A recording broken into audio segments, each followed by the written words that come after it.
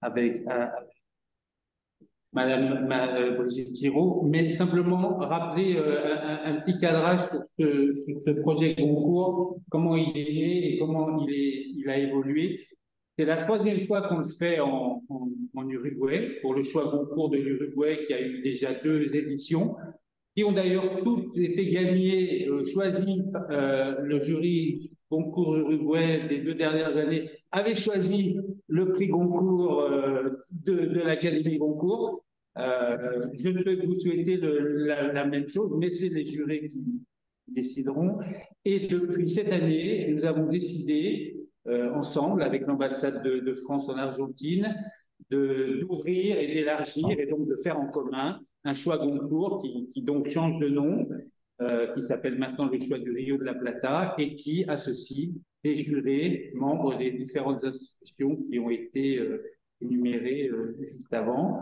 Donc, on est très content de cette première. Et dans les choix concours internationaux, je crois qu'avec celui de Lorient, où il y a beaucoup plus de pays, on est le seul qui n'est plus seulement un choix pays, mais un choix à deux. Donc, on en est très fiers et j'espère que ça se passera bien. Les lecteurs ont commencé à lire depuis mars et la délibération aura lieu en juillet. Et on s'est aperçu l'année dernière, et ça c'est à la fois la technique, le zoom et la gentillesse et la disponibilité des auteurs et des autrices, que avoir un dialogue avec ceux qui écrivent les livres, qui sont en train de lire, c'est quelque chose à la fois très utile, très intéressant, et c'est quelque chose qui, voilà, que la technique permet de pouvoir discuter avec vous, pouvoir vous poser des questions, pouvoir vous écouter. Donc, on est très heureux de reprendre ce format. Et vous êtes la première des auteurs et autrices de cette édition 2022 du concours que nous faisons donc en 2023, puisqu'on est en hémisphère sud et qu'on a un calendrier décalé.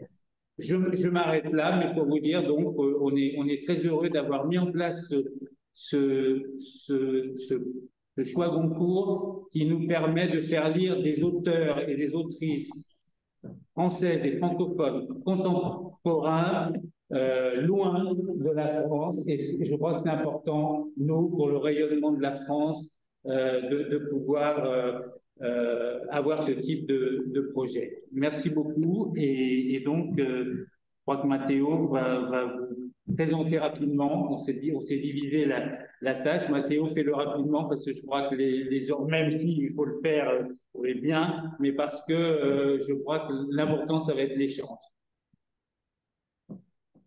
Merci Patrick. Brigitte Giraud, vous êtes née en Algérie, qui est le cadre de votre roman Un loup pour l'homme.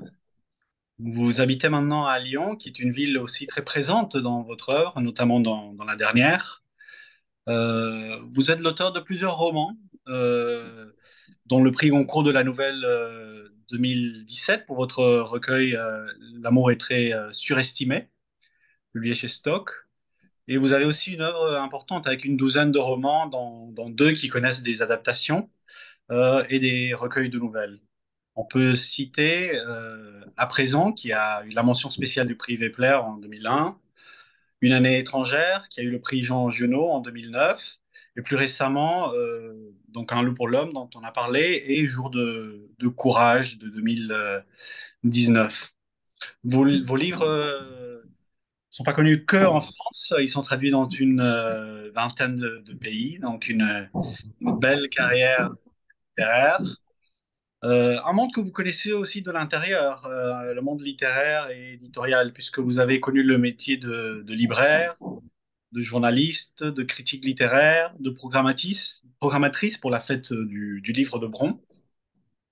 Et jusqu'en 2016, vous avez dirigé la collection de littérature La Forêt aux éditions Stock, qui a publié entre autres Dominique A. Donc vous avez aussi une œuvre qui est traversée par la musique. Vous avez participé, vous êtes à l'origine de nombreuses lectures musicales, dont la dernière est L'amour ping-pong avec Albin de la Simone. Et on sent l'écho de la cold wave et du rock, ne serait-ce que dans les titres comme Nous serons des héros. Euh, enfin, en novembre 2022, vous avez remporté le totem de la littérature française avec Vivre vite, un roman très personnel qui sera au centre de nos échanges aujourd'hui. Euh, un roman construit sur la base d'hypothèses, des si, qu'est-ce qui aurait pu se passer, qui aurait pu éviter la tragédie.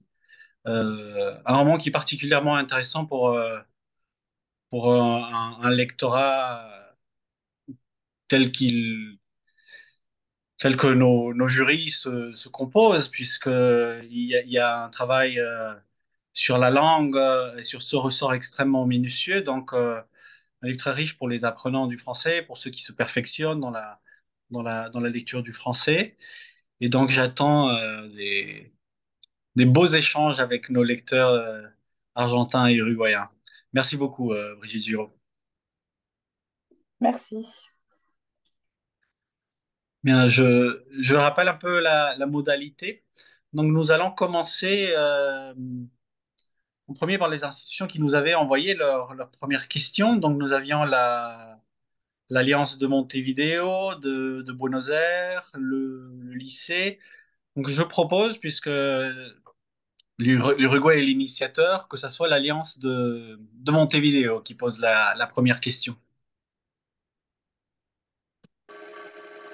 Bonjour, enchantée. Je suis la coordinatrice culturelle de l'Alliance française et j'ai été nommée la porte-parole de notre jury.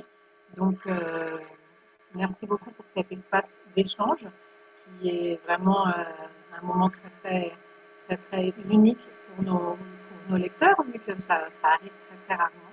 Donc, ils m'ont demandé de vous remercier. Alors, pour commencer le bal des questions, je vais vous transmettre l'une qui était assez générale sur la construction du livre. Donc, je lis ce qu'ils m'ont transmis. Et pourquoi avez-vous fait le choix de construire votre roman sous la forme d'une énumération d'hypothèses en commençant chaque chapitre par un si? Et cette formulation en clé de si ne pourrait-elle pas être vue comme la forme grammaticale du regret? Merci à vous, merci pour cette introduction, merci pour vos prises de parole successives. Puis merci surtout pour votre lecture et d'avoir accompagné des jeunes gens qui lisent. Alors pourquoi j'ai construit ce roman autobiographique avec des si? Je crois que c'est quelque chose qui s'est imposé avec le temps parce que il s'agit d'un accident qui n'a pas de cause apparente. Euh, Comme je le dis très vite dans le livre, euh, il s'agit aussi d'un événement qui a été précédé, les jours, les semaines et les mois qui ont précédé l'accident. Euh, il y a eu d'étranges coïncidences, il y a eu des hasards tout à fait dérangeants, il y a même eu des signes, tout un tas de signes qu'on voit ou qu'on ne voit pas, dont on ne sait que faire, qu'il est plus facile de voir a posteriori, en effet. Euh, et il y avait surtout un signe énorme, une brique énorme, qui est la maison, qui est cette maison que je m'étais mise en tête d'acquérir avec un tour de force tout à fait inquiétant. A posteriori, je trouve ça extrêmement inquiétant, cette névrose obsessionnelle qui consiste à s'entêter, à vouloir acquérir le lieu idéal, mais je crois qu'on est assez nombreux à souffrir de cette même névrose d'un bout à l'autre de la planète. Euh, et c'est le premier si qui a été posé. Pour moi, il était évident que tous les voyants étaient au rouge, puisque cette maison n'était pas à vendre. Il aurait été très simple de simplement de me contenter d'une réalité qui me dit qu'un bien n'est pas à vendre et en principe, un esprit normalement constitué, et peut-être l'esprit de quelqu'un qui n'est pas écrivain, se contenterait d'une réalité qui se ferme à soi, d'une possibilité qui se ferme. Et c'est cet entêtement qui après coup me paraît suspect, qui occasionne la première pierre, la première brique et le premier si. Puis un deuxième si qui était incontournable et qui m'a donné la structure du livre, c'est cette histoire de moto, évidemment. Cette moto dont je sais très vite, je le sais le jour des obsèques, qu'elle était interdite au Japon parce que jugée trop dangereuse et réservée à l'exportation vers l'Europe, ce qui veut dire que j'avais deux hypothèses fondamentales autour desquelles il fallait que je travaille, parce qu'elles me paraissaient tout à fait inquiétantes, et qu'elles nécessitaient une enquête. Et puis, il y a un troisième si qui est déterminant, qui est le rapport à ce coup de fil que j'aurais dû passer, que je n'ai pas passé. Donc, ce qui m'a intéressé, euh, je n'aurais pas pu écrire le livre autrement. Et vous dites que le si est peut-être la métaphore du regret, ou l'expérience du regret, ou l'écriture du regret. Et je pense que vous avez raison, qu'il y a un rapport au regret.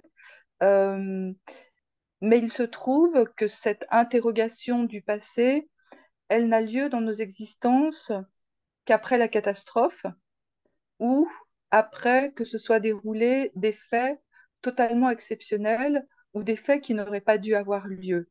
C'est-à-dire, c'est vraiment un roman qui interroge le réel tel qu'on le perçoit et qu'est-ce qu'on fait de cette perception du réel. Par exemple, deux personnes qui ne devaient pas se rencontrer et qui vont, parce que l'un des deux aurait raté son train ou son avion, et qui vont tomber amoureux et vivre une vie passionnée, euh, peut donner lieu à une enquête. Hein. On n'enquête que quand il y a quelque chose de tout à fait exceptionnel. Donc c'est très juste ce que vous dites par rapport au regret. Merci beaucoup. Merci Lucia, merci Brigitte.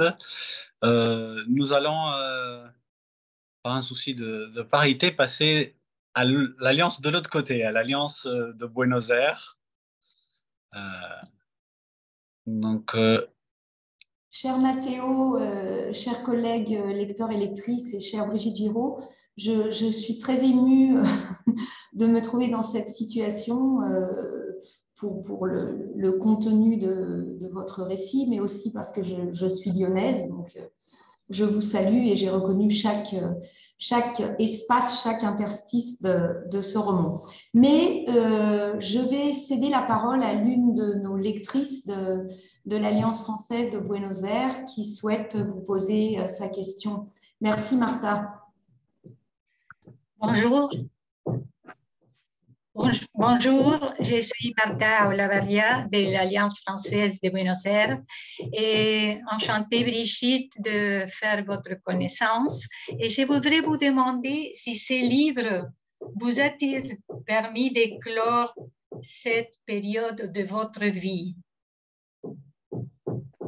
Merci pour cette question, mais je ne crois pas qu'un livre soit capable de beaucoup de choses. Je pense qu'un livre, et notamment ce livre-là en particulier, est un aveu d'impuissance. Et l'aveu que la littérature est impuissante, puisqu'elle est impuissante à changer le réel, elle est impuissante à apporter des réponses à des questions par définition sans réponse. Et c'est aussi pour cela que je mène l'enquête, parce que j'essaye de mettre du sens là où il n'y en a pas. J'essaye de rendre supportable l'insupportable et de rendre compréhensible l'incompréhensible. Je sais que le livre n'apporte pas de réponse, mais la seule chose dont est capable ce livre-là en particulier, s'il ne change pas le réel, c'est de changer ma perception du réel. C'est de modifier quelque chose dans cette perception, et de mettre comme un bornage, comme une limite à quelque chose qui mentalement peut s'apparenter à une forme de folie. Donc c'est déjà une grande vertu que celle l'écriture et de la littérature en général, mais plus en particulier de ce livre-là, que d'essayer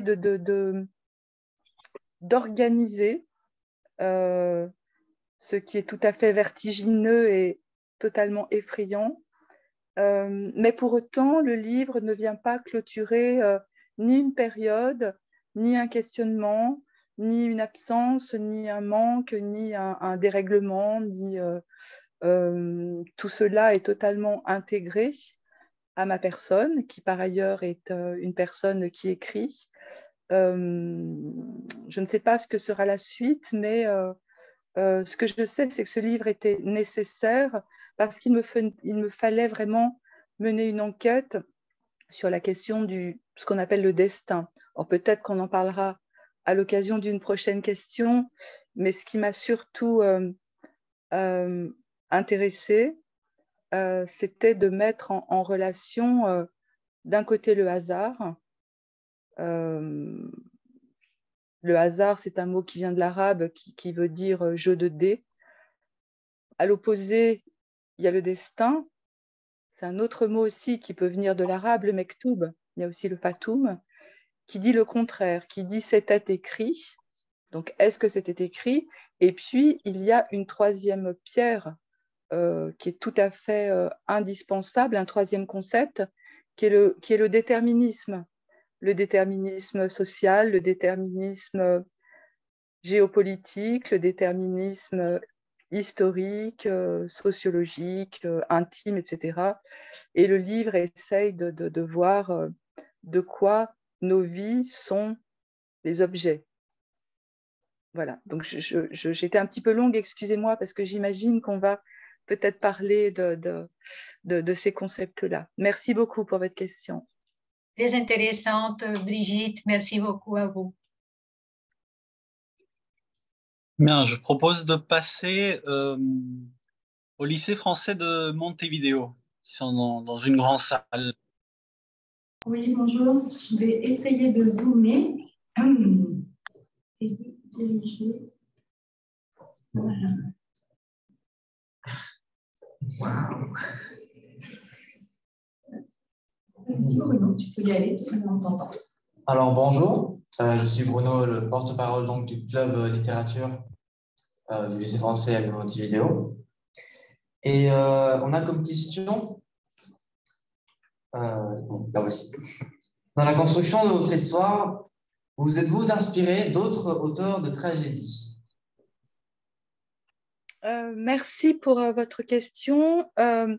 Je m'en suis inspirée sans doute de façon totalement inconsciente, parce que le fait d'être écrivain, c'est avant tout le fait d'être lectrice. Évidemment, je suis une grande lectrice d'auteurs contemporains, mais aussi d'auteurs plus anciens, et notamment d'auteurs de tragédie. Mais cette inspiration, si elle a eu lieu, elle n'était pas consciente. Elle n'était pas consciente dans la construction.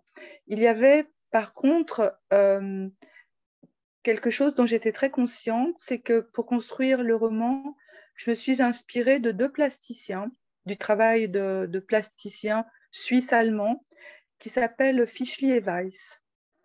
Donc, vous les connaissez peut-être, Fischli et Weiss, qui ont travaillé toute leur vie dans leur atelier autour de ce qu'ils ont nommé der Lauf der Dingen, le cours des choses.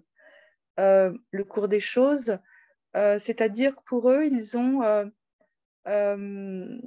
travaillé sur de grands plateaux ou parfois même au sol même de l'atelier avec des objets usuels qui s'animent les uns à la suite des autres. Par exemple, vous pouvez jeter une petite bille qui va rouler, qui va ensuite tomber dans un bol d'eau. L'eau va déborder. Cette petite vague va entraîner le fait d'animer une toupie qui, à son tour, va entraîner autre chose. Vous devez connaître ça. Il y a des petites vidéos sur YouTube auxquelles vous pouvez accéder qui sont totalement fascinantes et totalement inquiétantes. Et ce travail-là, qu'on peut aussi nommer l'effet domino, est quelque chose qui m'a aidé à structurer le récit d'un point de vue très plastique. j'ai une vision toujours très plastique au monde. C'est pour ça que j'ai besoin aussi je suis toujours très visuelle dans la façon de mettre en scène la topographie des lieux ou le rapport aux points cardinaux, le rapport aux éléments. Et là, c'est plutôt une vision plastique plutôt qu'une vision littéraire. Mais je pense que la littérature a été intégrée de façon qui était devenue naturelle et inconsciente.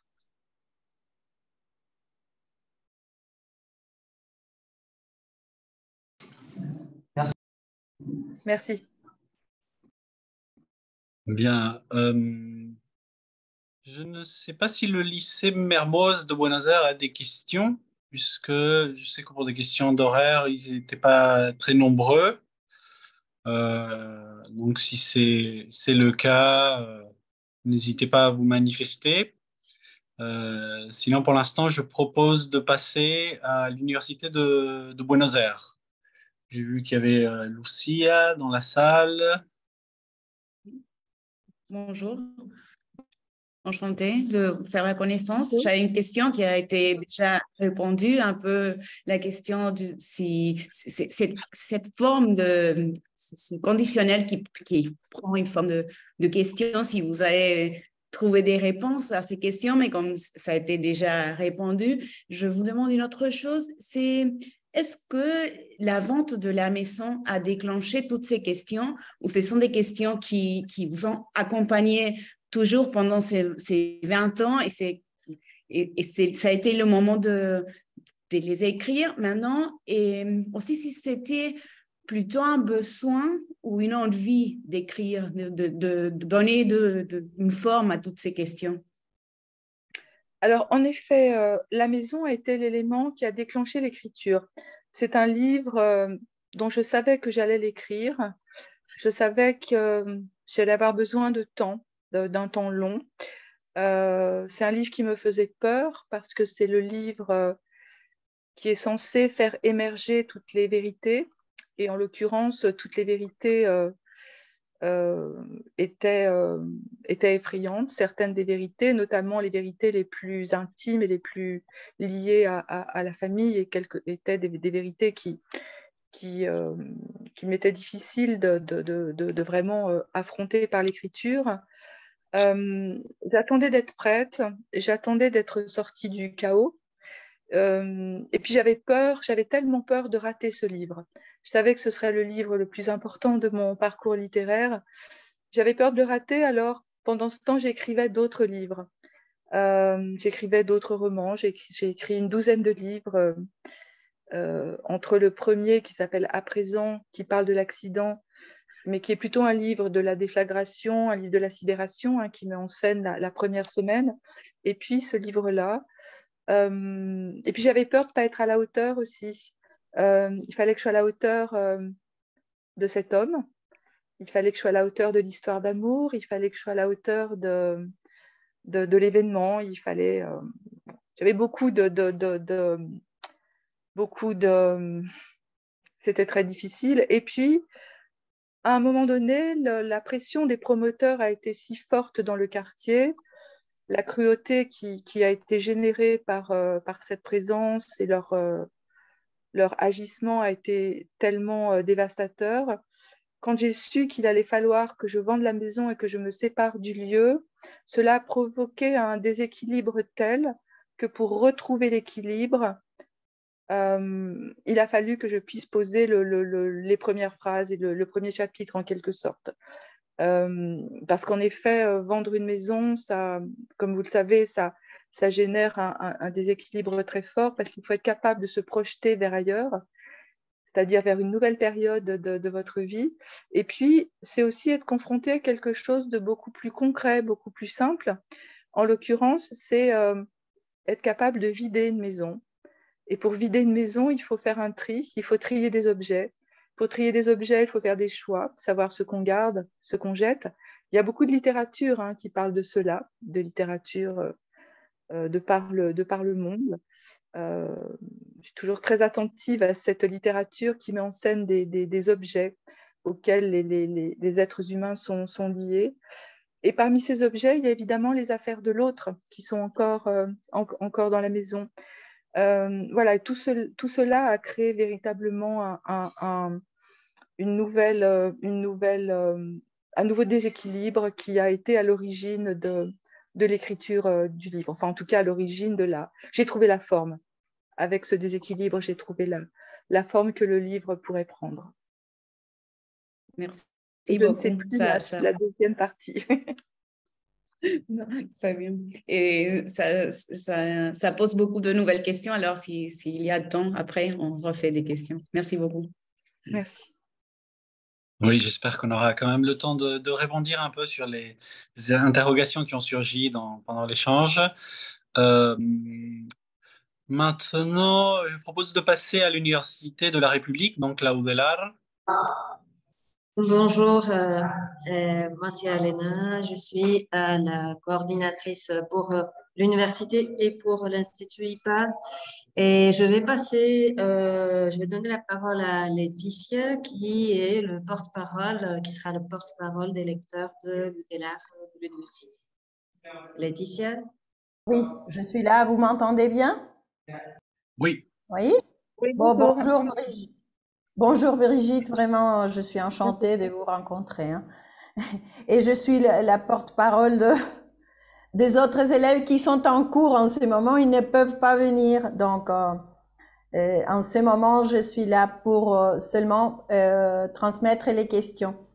Donc, je vais commencer par la première qu'ils m'ont envoyée et c'est celle-ci. De votre position d'auteur, avez-vous cherché à accompagner d'autres personnes qui traversaient le même processus au-delà de raconter votre histoire personnelle? Vous voulez dire d'autres personnes généralement qui traversent des processus de deuil? Oui, ou similaires, ou de processus de deuil. Oui. Mais en tant qu'écrivaine? Oui. Oui, je crois que c'est en tant qu'autrice de ce livre. Non, avec ce livre. Avec ce livre, si vous avez pensé à cela. Ouais. Non. Je n'ai pas pensé à cela parce que quand j'écris, je ne pense pas au lecteur. J'essaye d'être concentrée absolument sur la recherche de la justesse, la recherche du mot le plus adéquat, de la tournure de phrase la plus adaptée. Je suis extrêmement concentrée et je n'essaye pas de viser quelque chose qui soit de toucher le lecteur ou quelque chose qui soit à destination d'une portée universelle, pas du tout. Je suis extrêmement concentrée sur l'écriture et c'est déjà une tâche absolument monumentale. Et puis ensuite, quand le livre paraît, bien sûr, je fais des rencontres avec des lecteurs, j'ai fait beaucoup de rencontres, je reçois beaucoup de courriers et à l'occasion de ces rencontres, évidemment, il y a un écho avec ce qu'ont pu vivre d'autres personnes. Mais en même temps, moi, je ne prétends pas... ce livre est vraiment une expérience littéraire. C'est une construction littéraire. C'est vraiment un travail d'écriture. Ce n'est pas pour moi ni une méthode, je pense que tout est extrêmement personnel. En fait, je crois que ce livre cherche aussi finalement des partenaires. C'est-à-dire que ce deuil, en l'occurrence suite à un accident, je me suis rendu compte que c'était un deuil qui n'avait pas de sens vis-à-vis de l'histoire, vis-à-vis de la chose collective. Un accident est quelque chose qui vous renvoie à un sentiment de solitude extrême. Alors que d'autres deuils qui sont créés, hélas, dans des contextes plus collectifs, c'est-à-dire que partage une communauté, par exemple des guerres, des bombardements, des attentats, toutes ces choses épouvantables. Le rapport au deuil est, à mon avis, différent parce que un groupe est concerné par une action qui peut avoir une résonance vis-à-vis de l'histoire ou de la chose politique.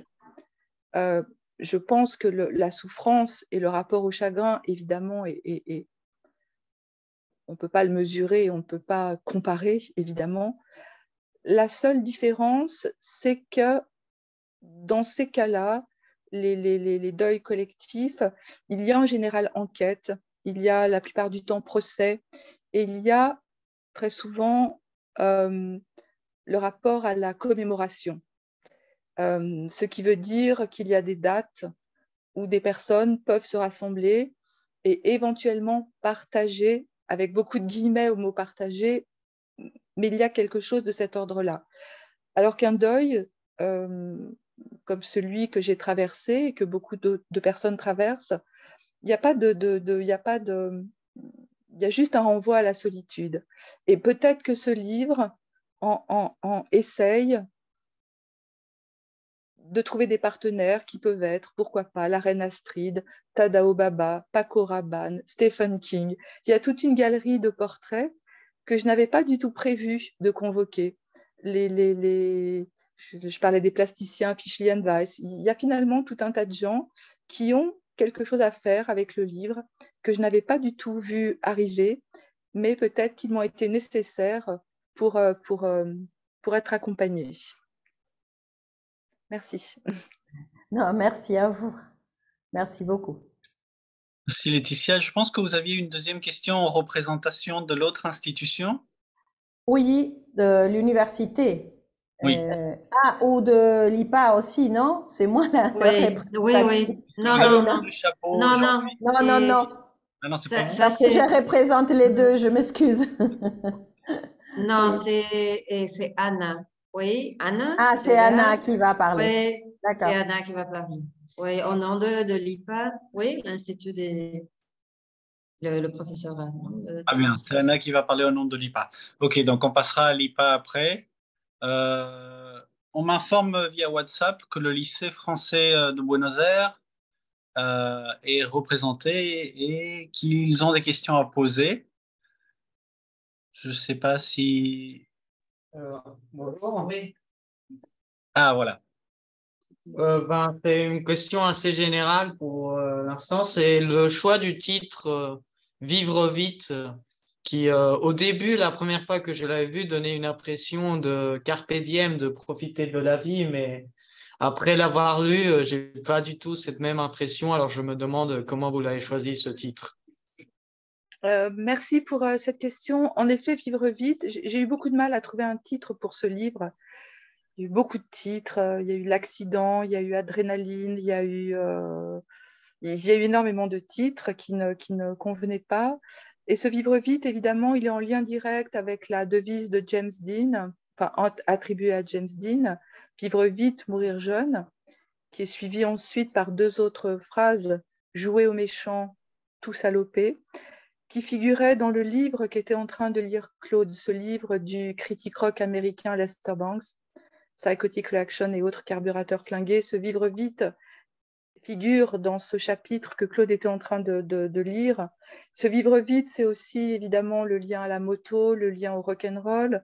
Et puis, peut-être une dernière chose, c'est quand même un livre qui parle du fait de se mettre en danger et qui parle de la grande révolution du XXe siècle, qui pour moi est l'avènement du moteur à explosion, dans la mesure où ce moteur à explosion, qui a généré des constructions de véhicules, de voitures ou de deux roues, est quelque chose qui est venu vraiment influer, qui est venu vraiment jouer sur ce qu'on peut appeler le masculin et notamment la virilité dans le masculin. Ces images ont été portées pendant tout le XXe siècle et ça continue aujourd'hui sur les écrans de cinéma et de publicité, c'est-à-dire que l'homme, plus l'homme que la femme, étant au volant d'une voiture puissante ou au guidon d'une moto glamour ou puissante, gagne comme un surplus je ne sais pas comment dire ça, c'est vraiment ce rapport à la virilité que j'explore dans tous mes romans. En fait, c'est quelque chose qui m'intéresse beaucoup, ce qu'est le masculin. Et je crois que le vivre vite est une façon de poser la focale aussi sur la vitesse et qu'est-ce que c'est que de se mettre en danger. Pourquoi certaines personnes, à un moment, de façon consciente ou inconsciente, la plupart du temps c'est inconscient, vont jouer avec le feu, jouer avec le danger. Merci pour votre question. Je vois que il y a un échange là au Mermoz. Peut-être qu'ils avaient une autre question qu'ils pourront poser après. Mais on revient à l'Uruguay. Maintenant, c'est le tour à l'IPA. Donc, Anna qui allait prendre la parole au nom de l'IPA. Bonjour, Chaké Salwa. Et bonjour. Vous m'écoutez? Oui, oui. D'accord. C'est un plaisir de pouvoir partager avec vous cet espace et je serai la porte-parole de mes camarades. Et alors, la question que nous avons, c'est quelle est votre opinion sur le rôle qui joue le destin individuel et notre pouvoir de décision si l'on pense qu'une série de coïncidences peut influencer dans une certaine direction? Merci pour votre question. Donc, ça rejoint un petit peu ce que j'exprimais tout à l'heure. Oui. C'est vraiment un livre qui pose la question sans jamais la poser directement, hein, du destin. J'essaye de voir si c'était écrit, si quelque chose était écrit, parce que l'emboîtement de ces 23 petits chapitres sont tout à fait, enfin, cet emboîtement est totalement curieux, et totalement sidérant, et totalement... après coup, tout me paraît totalement effrayant dans la façon dont tout se met en place implacablement. Ce livre, en fait, c'est comme 23 pièces d'un puzzle qui vont s'emboîter, tout en sachant que si une seule des pièces du puzzle ne s'emboîte pas, l'accident ne peut pas avoir lieu. Mais pour moi, l'enjeu de ce livre, c'était de savoir combien de pièces de puzzle je gardais. J'en ai gardé 23, mais je peux vous dire que j'aurais pu en écrire 200, parce que la façon dont la réalité s'est imbriquée à ce moment-là est de façon bien plus folle et bien plus puissante que ce que je raconte dans le livre. Je ne voulais pas faire un livre trop long. L'idée, c'était de m'arrêter à temps, de ne pas faire un livre trop foisonnant. Donc, je n'ai pas de réponse à cette question entre le hasard, entre le destin, et puis surtout ce que je disais tout à l'heure, ce rapport au déterminisme. Je pense que la technologie dans ce livre joue un rôle très important.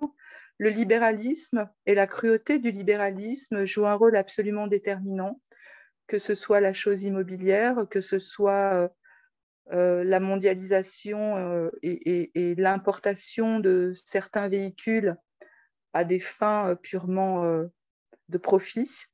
Et non pas, c'est totalement scandaleux, cette histoire de Union européenne qui permet d'importer une moto qui est jugée trop dangereuse dans le pays dans lequel elle est construite. Ça me permet de rencontrer un ingénieur tout à fait fabuleux, Tadao Baba. Voilà, donc je n'ai pas de réponse à la question. Je pense que nous n'avons pas de réponse de toute façon, mais j'ai été extrêmement intéressée, tout à fait fascinée par la façon dont nos vies, dont chacun des choix dans notre existence, les tout petits choix invisibles du quotidien et les grands choix de vie qui sont s'installer dans un appartement avec l'homme qu'on aime, qui sont avoir un enfant, qui sont vivre dans telle ville ou dans telle ville, etc. Comment tous ces choix mis bout à bout vont créer ce qu'on peut appeler l'arbre généalogique qui conduit à, bon, en l'occurrence, ça conduit à la catastrophe, mais comme je le disais tout à l'heure, quand la catastrophe n'a pas lieu, on ne va pas mener l'enquête sur les journées et les mois qui ont précédé telle ou telle journée. Merci. Merci beaucoup. Merci Anna. Je propose de passer maintenant au Centre d'études francophones du Lenguas Vivas en Argentine.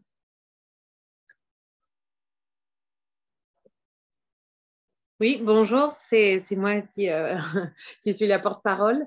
Alors, bonjour Brigitte Giraud. Ma question concerne l'expérience d'écriture. C'est que quand on lit un livre, après l'avoir lu, on n'est pas tout à fait le même. Et alors, je me demandais en lisant le livre, pour vous qui l'avez écrit, j'imagine que vous n'êtes pas tout à fait la même après avoir écrit ce livre. Et je voulais vous demander, qu'est-ce qui a changé en vous comme personne ou comme écrivaine après l'écriture de ce livre? Merci pour votre question. C'est difficile à dire. Ce qui a changé peut-être, c'est que comme je portais ce livre depuis une vingtaine d'années et que j'avais tellement peur de le rater, de le gâcher, de ne pas être à la hauteur, le fait d'avoir pu l'écrire enfin et d'avoir pu l'écrire de cette façon-là, il y avait 1000 façons d'écrire le livre. J'aurais pu entrer dans ce livre de 1000 autres façons. Fait que je ne suis plus avant, mais je suis après. Ce qui change pas mal de choses, en effet. Le livre est fait, c'est comme si ça ouvrait un champ d'expérimentation pour l'écriture à venir. Pour l'instant, c'est trop tôt pour le dire, je ne sais pas. Ce que ça a changé aussi, c'est que j'ai découvert en écrivant tout un tas de partenaires. Je les ai nommés les partenaires tout à l'heure en répondant à une précédente question. Je n'aurais pas imaginé un jour que Paco Rabanne, par exemple, aurait une place dans un de mes livres ou que Stephen King aurait une place dans un de mes livres. Je n'aurais pas imaginé découvrir la vie de cet ingénieur japonais qui me fascine, qui est fascinant, qui s'appelle Tadao Baba. Je n'aurais pas découvert la façon dont le Japon va fêter ses ingénieurs et de voir qu'une gamme de produits dérivés pouvait être à l'effigie d'un ingénieur qui va créer des moteurs de moto. J'ai appris beaucoup de choses sur la question mécanique, sur la question politique, sur la façon de circuler sur la planète, pour les cargos et pour tout un tas d'autres choses. Toutes les enquêtes que j'ai menées m'ont extrêmement fascinée. Mais ce que je n'ai pas dit, c'est qu'au départ, il y avait un deuxième gros chapitre à ce livre. Il y avait une deuxième partie qui faisait également 250 pages, mais que j'ai supprimée juste avant la publication. Il y avait ce compte à rebours de l'accident jusqu'au moment de l'écriture du livre. Et puis, il y avait encore 200 pages qui allaient du moment de l'accident, je veux dire le compte à rebours de 20 ans jusqu'à l'accident, et puis il y avait aussi 200 pages sur ce compte à rebours du moment de l'accident jusqu'au moment d'écriture du livre. Vous voyez ce que je veux dire? Les 20 ans avant l'accident et les 20 ans après l'accident. Et cette deuxième partie parlait du deuil, véritablement, en essayant de comprendre de façon extrêmement précise ce qu'est le deuil dans toutes ses acceptations, le rapport aux autres, le rapport au lieu, le rapport à la famille, le rapport à l'argent, la place qui change, le rapport à la sexualité, absolument tout ce que peut englober la question du deuil, le rapport à la maternité, le rapport à l'absence, le rapport à ce qu'on appelle le fantôme, etc. etc. Donc c'était une partie importante que j'ai choisi de ne pas publier parce que j'ai pensé que je n'étais pas prête. Et je sais aujourd'hui que je ne publierai pas cette partie. Mais l'écriture de ce livre m'a permis aussi d'écrire cette partie-là. Et cette partie-là est extrêmement importante pour moi. J'avais sans doute besoin de l'écrire, mais il n'était pas nécessaire de le publier. Merci pour votre question. Bien, merci Marie-Claire et Brigitte. Nous passons last but not least à donc l'Université nationale de La Plata, qui a aussi beaucoup réfléchi à cette rencontre. Donc, je ne sais pas qui est le ou la personne. Oui, moi. Bonjour à toutes et à tous. Vous avez déjà parlé, Brigitte, de plusieurs des aspects qui concernent nos questions. En fait, on se demandait, parce qu'on avait vu un entretien où vous aviez dit que vous aviez raccourci cette dernière partie,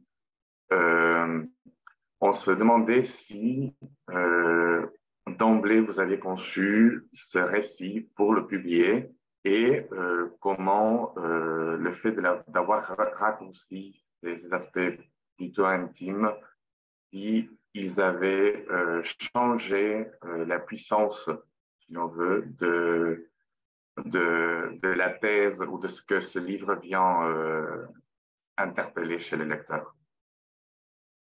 En effet, cette deuxième partie, c'était comme un autre livre.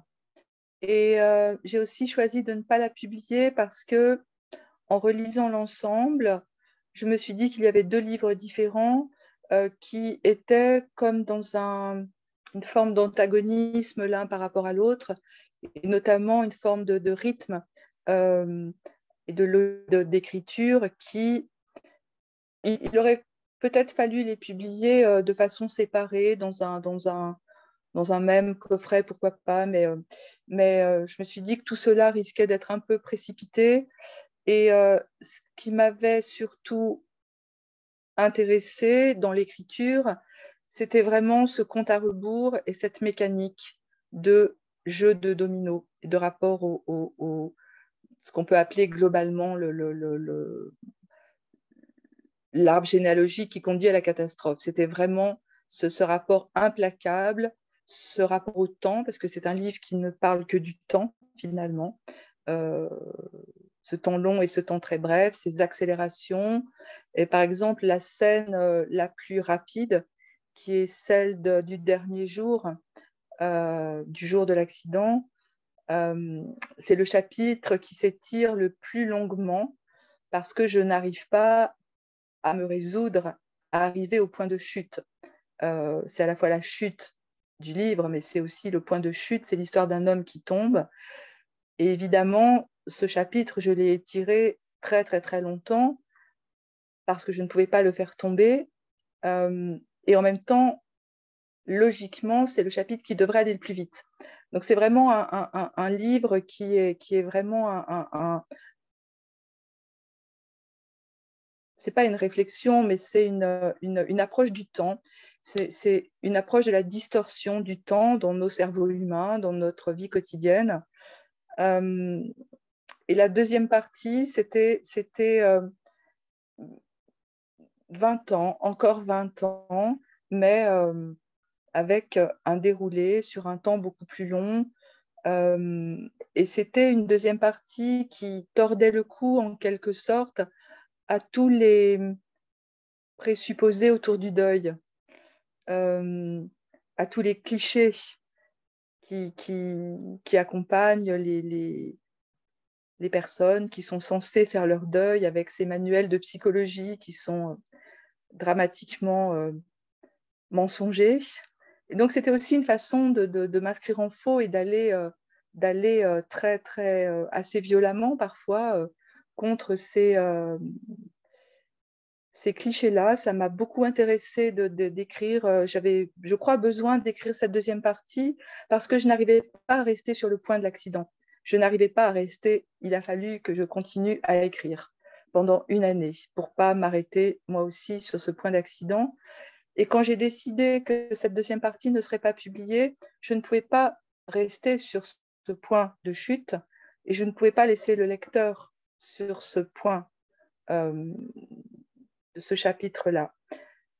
Et donc, la question a été très compliquée de savoir comment je terminais ce livre. il fallait que j'apprenne à terminer ce livre, que j'apprenne à accepter qu'il fallait finir, qu'il fallait que ça s'arrête. Et donc, c'est bien la métaphore absolue de l'accident et de ses conséquences.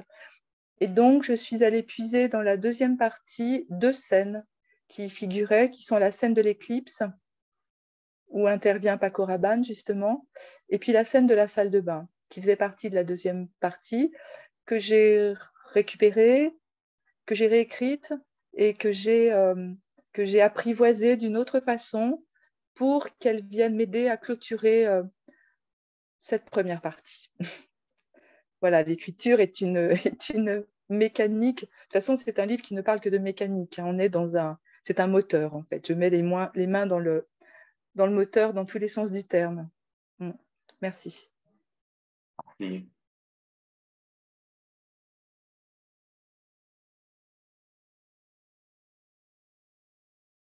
Le micro, Matteo. Merci, Diego. Donc, nous avons conclu ce tour de table. Je pense que toutes les institutions ont pu s'exprimer au moins une fois. Je pense que nous avons, Brigitte, si vous êtes d'accord, encore le temps d'1 ou 2 questions. Donc, j'ouvre librement le micro.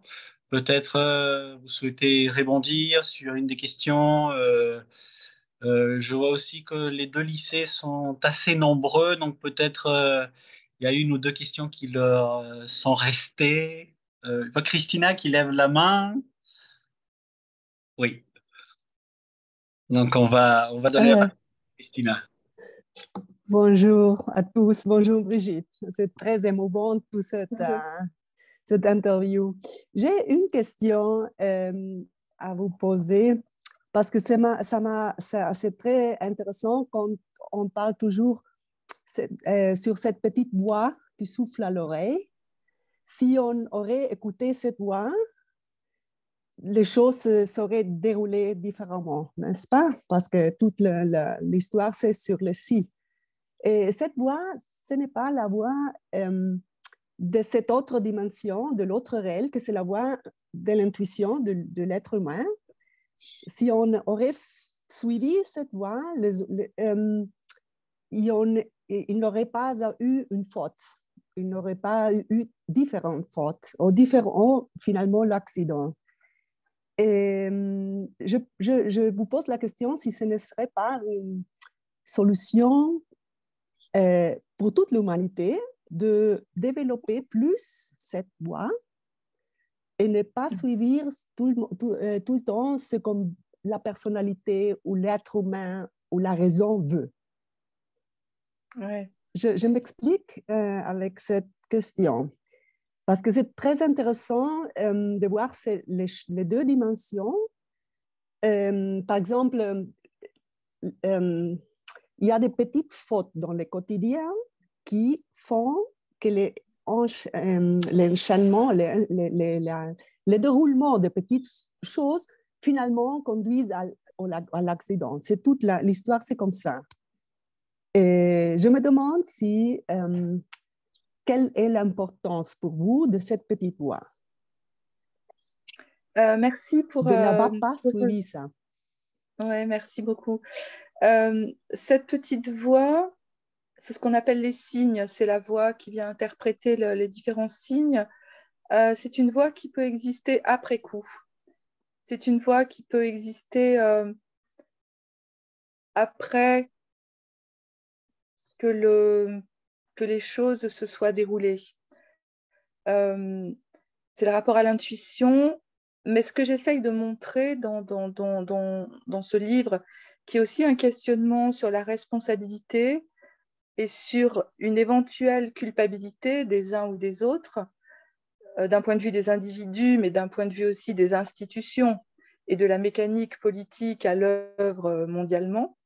C'est pour ça que c'est un livre qui parle de l'intime, mais l'intime, moi, ne m'intéresse que quand il est relié au collectif. Hein. Sinon, l'intime n'a pas de sens particulier pour moi.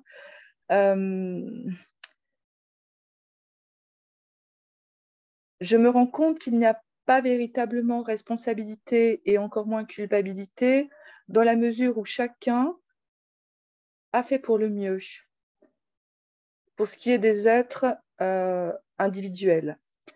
Alors que de façon plus large, ce que vous venez de dire par rapport à des décisions qui doivent être prises d'un point de vue international ou d'un point de vue géopolitique, d'un point de vue politique, géopolitique, etc., il y a à l'œuvre un cynisme qui est là, qui est visible, qui est transparent, qui est même éclatant.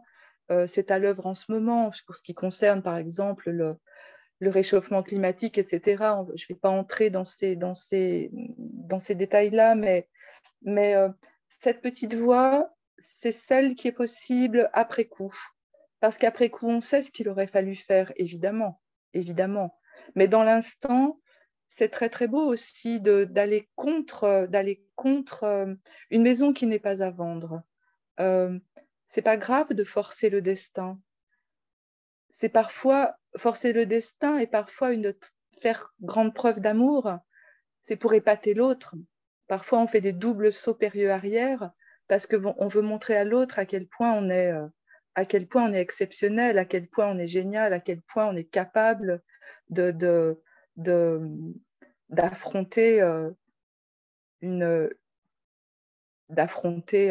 une situation, voilà, d'être capable de retourner une situation. Donc c'est une voie aussi qui peut être aussi la voie de l'indulgence. Je me dis qu'il faut être malgré tout être capable d'indulgence aussi, parce que dans la situation, tout le monde a été pris dans une énergie pour faire au mieux, pour rendre service, pour se comporter bien. C'est vraiment un livre qui, pour moi, pose la question de la famille. Qu'est-ce que c'est qu'une famille? Entre la solidarité et l'ingérence, pourquoi on appelle sa mère pour lui dire quelque chose d'aussi peu important que j'ai les clés à l'avance? Pourquoi la mère appelle le frère? Pourquoi il y a tout cet enchaînement? Ça s'appelle une famille, ça s'appelle un couple, ça s'appelle une époque. Et tout cela, évidemment, est passionnant et c'est inépuisable. Je pense qu'on peut écrire des livres qui parlent de ces choses-là pour les siècles des siècles. Merci à vous. Merci Christina. Peut-être une Merci beaucoup. dernière question pour clore. Depuis Buenos Aires, je ne sais pas si je peux. Là, on ne me voit pas. Ah oui. Alors, un petit problème de caméra, je ne sais pas si vous m'entendez. On entend. On entend. Oui. Alors, voilà. Et donc, depuis le lycée Mermoz? Depuis le lycée Mermoz, mais là aussi une double casquette parce que j'appartiens aussi à la UBA, donc comme les collègues de... Alors, tout simplement, un petit commentaire mais, sur le livre qui m'a fait penser énormément à un paradoxe que l'écrivain Jorge Luis Borges semblait aimer beaucoup, puisqu'il le mentionne dans un de ses livres, le paradoxe de Zénon, d'après lequel, pour aller d'un endroit A à un endroit B, on doit découper cela, on peut faire la moitié du trajet, et la moitié de la moitié du trajet, et la moitié de la moitié du trajet, et cela à l'infini, de telle sorte qu'on n'arrive jamais, si on part de A à B, au point B. Et j'avais l'impression en lisant ce livre, dans cet attardement à tous ces petits détails, ce morcellement du temps infini qui pourrait se continuer jusqu'à l'infini, s'il n'y avait pas un geste de vouloir retenir le temps, de ne jamais arriver à ce point de chute, ce point douloureux de la mort, etc. Et s'il n'y avait pas quelque chose de ça, de conserver le temps tel qu'il avait été avant l'accident, c'est-à-dire créer comme un moment, l'illusion dans la littérature de pouvoir freiner le progrès du temps. Et de ce point de vue, je sentais je voyais peut-être l'émotion, parce que sinon, c'est un livre dans lequel qui n'éveille pas l'émotion. Mais ce geste de vouloir que le temps n'avance pas, là, peut-être, je trouve cela très, très émouvant. Et là, je peux sentir peut-être une empathie, même si le texte ne semble pas vouloir que le lecteur éprouve cela. C'est un commentaire, mais pour savoir un peu si la lecture semblait bonne ou semblait pertinente. Oui, c'est exactement. Je vous remercie parce que j'avais cela en tête. Très vite, j'ai eu cela en tête. Et après coup, après l'écriture, je me suis dit que finalement, le livre était peut-être une façon de donner encore une dernière possibilité, une dernière chance pour que l'accident n'ait pas lieu. C'est pour ça que tout à l'heure que je parlais de l'impuissance de l'écriture, parce que d'un côté, je suis persuadée que l'écriture est impuissante puisqu'elle ne va pas changer le réel, mais d'une autre façon, c'était une tentative, la dernière tentative possible, 20 ans après, de faire en sorte que cette histoire puisse avoir une issue différente. Voilà, donc c'est exactement ce que vous venez de dire et j'avais tout à fait en tête le paradoxe de Zénon, c'est exactement cela. Merci beaucoup, je crois que vous êtes la première et la seule, et les seuls à m'en parler. Et je pense que le sens profond de ce texte est aussi à cet endroit-là, ce rapport au temps et ce qu'on a dit tout à l'heure, cette façon de retenir le temps qui se dédouble à l'infini. Merci. Bien, nous sommes arrivés à l'heure, au moment limite quand c'était imparti. Je pense qu'on a pu aborder l'ouvrage dans son écriture, son contenu, fond et forme, ses référents, sa genèse, ce qui a été écarté, son édition donc. Et nous sommes très, très reconnaissants, Brigitte Giraud, d'avoir disons, passé ce moment avec nous. Je pense que ça a donné des pistes de lecture et de réflexion aux différents groupes qui forment ce grand jury. J'imagine que vous avez encore gardé des questions et on pourrait rester des heures et des heures. On continuera à se les poser en groupe. Je vais donner une fois de plus la parole à Patrick Plon en Uruguay pour le mot de clôture.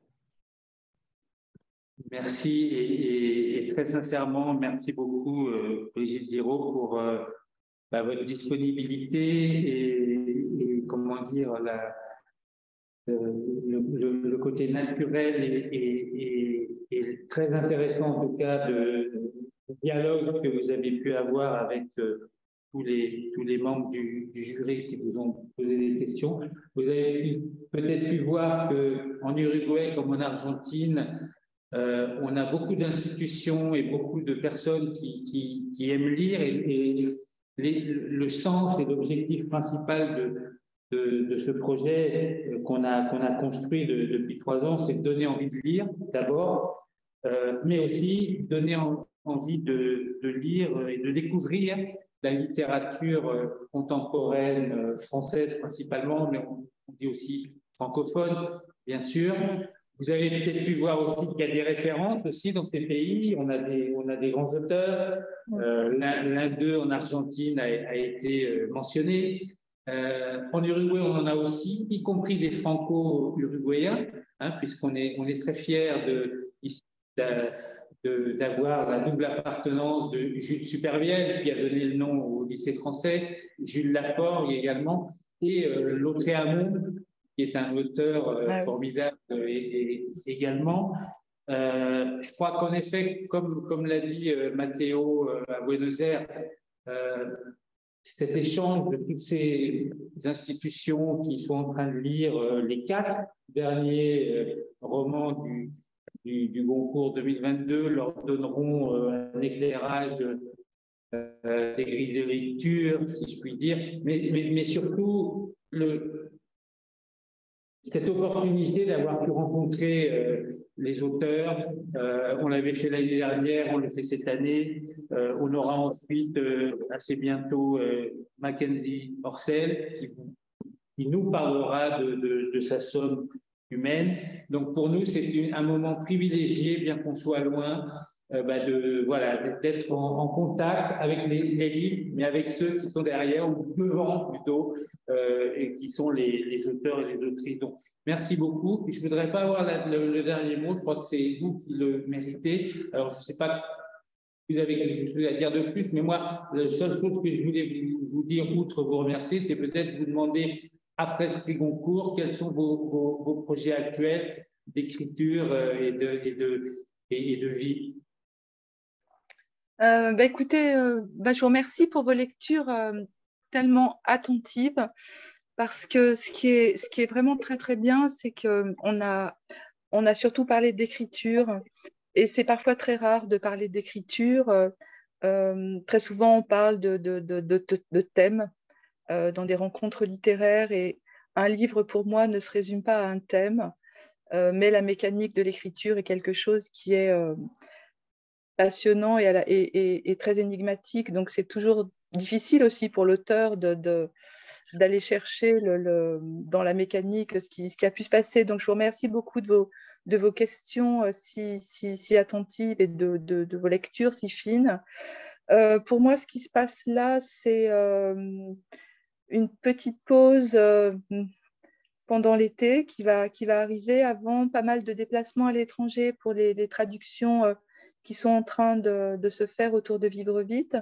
Donc, ça veut dire c'est encore quelques mois de rencontres, de déplacements.